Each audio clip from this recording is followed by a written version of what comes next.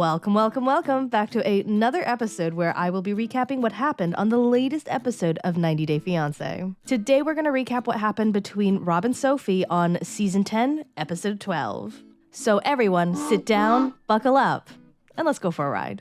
So Rob and Sophie are in the car. Rob is talking way too much, and Sophie just looks hella sad. Quick recap. They went to an adult store where the quote-unquote sales associate basically propositioned them with a ménage à trois. And as a response, Rob said nothing. He walked away and told Sophie to answer. And this made Sophie upset because why won't Rob just tell her that he does not want to stick his pork sword in her? So now I guess Rob is just angrily justifying why he did not give that woman an answer. And the defense that he comes up with is Sophie is bisexual, so she's gonna want to experience another woman. You need to figure out on whether or not you're interested enough for us to do this as a couple. Even though Sophie has already said that she is not interested in another woman because she is marrying him. Sophie just wants to move past the argument, so she basically just says, listen, it was a misunderstanding. I didn't realize that you were trying to support me. Now, we all know that that is not what he was trying to do, but I get it. I don't know how much more of his complaining I could have handled either. Do you guys remember that time when Rob was like, I wonder if I'm gonna be one of those husbands that never says anything to keep her happy? So they get home and Sophie is somewhat content because in her head now, Rob knows with 100% certainty that if a woman ever shakes her boobies in his face, there's only one correct answer and it is no, God! Which, I mean, if you look at his face, it looks like this is news to him, but what are you gonna do? The man hears what he wants to hear. So like I said, they're home, they have groceries with them, and Rob is just like, oh, what do you want me to do? And Sophie's like, help me? And he's like, with what? And she's like, with all of it? Sir, have you never made a meal before? You have potatoes. Do you really need to be told what to do with them? If Sophie wasn't here, what were you gonna do? Just shove them up your butthole and hope to God that's the correct way to consume root vegetables? Sophie comments that the kitchen's really small, they don't have a lot of space, so Rob pulls out a small table so that they can sit down, peel veggies together. And Rob makes another dumbass comment. He basically says, oh, if we were in a bigger kitchen, we couldn't do this. We wouldn't be able to have this bonding moment. In what world do you think that if you lived in a bigger house, you wouldn't be able to put two people in a kitchen together to cook? I think I'm starting to understand why this man can't find full-time work. So Sophie gets a text from Mummy Dearest, and it says that she'll be landing in about half an hour. Rob is definitely not excited because Sophie's mom, not his biggest fan. I mean, she just kind of hates him. But I mean, I guess that's okay because Rob hates her too. He tells Sophie, if my mom was as rude to you as your mom is to me. But Rob, what would your mom have to be upset about with Sophie? For putting up with your bullshit? For trying to make you find a stable job? For wanting you to live in a nice home in a good neighborhood? Do you see where I'm going with this? Rob and Sophie head over to meet Mummy Dearest at her hotel. They sit down and things start off pretty civil. They start talking about the wedding, and Rob is definitely doing his best to be on his best behavior.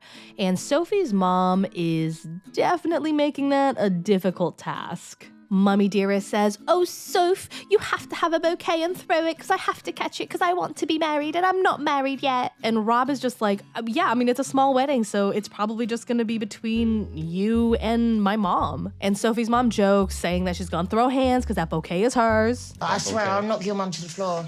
I mean, get out of the way. And then Rob continues that joke. I don't doubt it. My mom's a tiny lady. She's super tiny and not aggressive, so she's not gonna... Immediately, the two women get on the defensive, which honestly I thought was kind of unfair.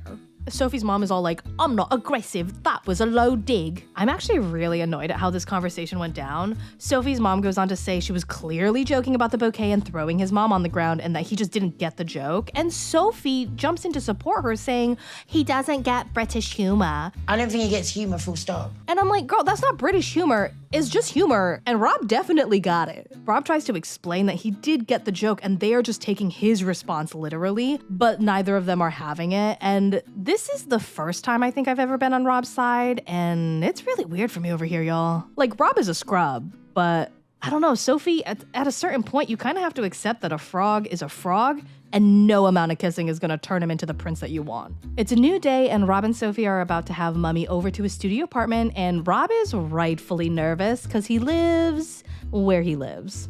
They give Mummy the tour of the place, the pretty gate, the cute courtyard, the fact that their bathroom is outside of their home. She steps into the apartment and the smile that looks like it has been sewn in place slowly slips, and the woman legit frowns at times. Like she can't talk because she is so stunned that this is actually where he lives.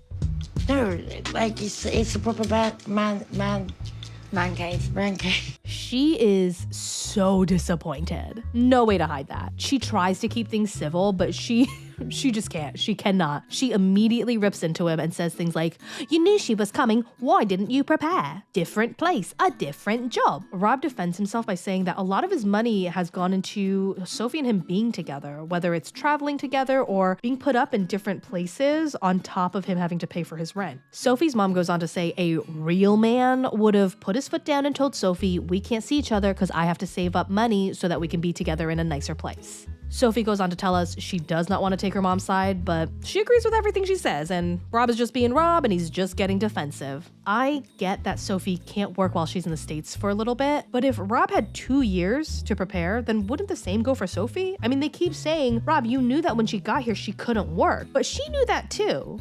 I don't think it's entirely fair to be putting the onus on him when Sophie also hasn't been doing any of the preparing that she expected Rob to do. Sophie does not come from an impoverished background. She does not come from a financially illiterate family. She knows how money works, and she comes from London where the currency exchange is in her favor coming to America. I mean, Rob absolutely could have found work. He could have applied to be one of those freaking door models at Abercrombie and Fitch. Yeah, it wouldn't pay a lot, but he could work multiple jobs and he could have figured it out and gotten it done. But he didn't. It's annoying, sure, but at one point you kind of gotta stop being mad at the trash for being trash and get mad at the person who keeps digging in it trying not to find dirt.